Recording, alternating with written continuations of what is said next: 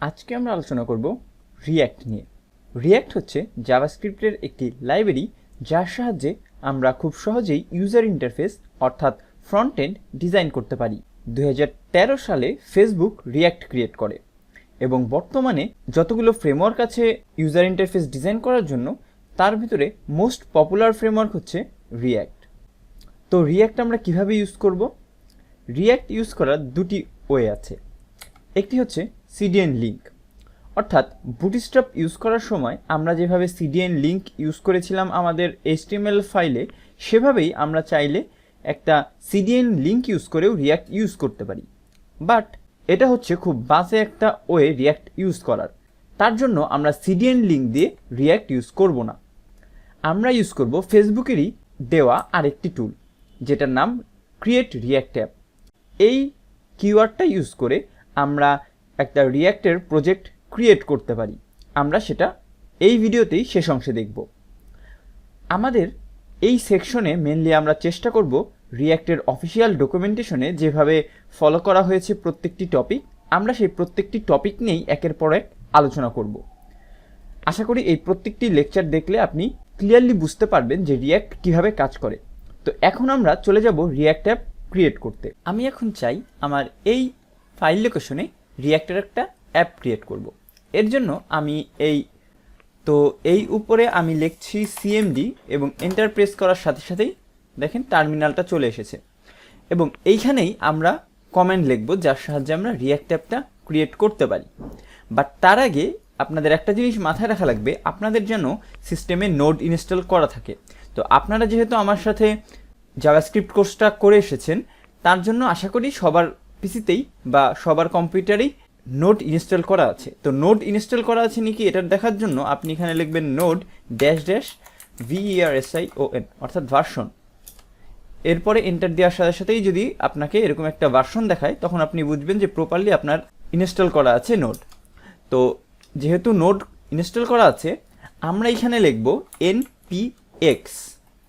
npx লিখে আমরা লিখব ক্রিয়েট রিঅ্যাক্ট অ্যাপ। এখন একটা জিনিস খেয়াল করেন, আমরা এখানে ইউজ করছি npx।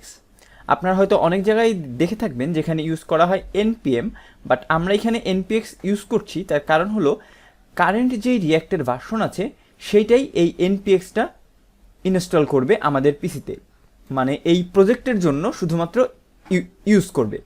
যদি আমরা npm ইউজ করতাম তখন ও আমাদের কম্পিউটারে যেই ভার্সনটা আছে সেটা ইউজ করতো, বাট আমরা চাই লেটেস্ট যেই ভার্সনটা আছে সেটা ইউজ করতে।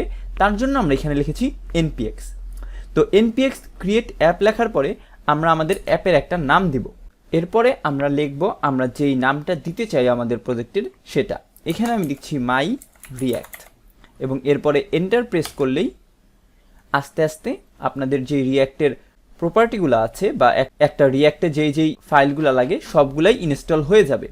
এবং এখানে একটা জিনিস খেয়াল রাখবেন, আপনারা যেই নামটা দিচ্ছেন প্রজেক্টের সেগুলো অবশ্যই ছোট হাতের হতে হবে। এখানে যদি কোনো ক্যাপিটাল লেটার ইউজ করেন সেটা কিন্তু কাজ করবে না।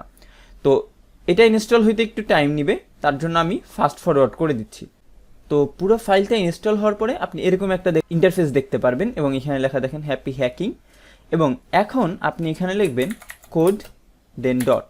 এটা দিয়ে এন্টার করার সাথে সাথে আপনার ভিজুয়াল স্টুডিও ইনস্টল করা থাকলে এই ফোল্ডারটা ওপেন হয়ে যাবে সেখানে।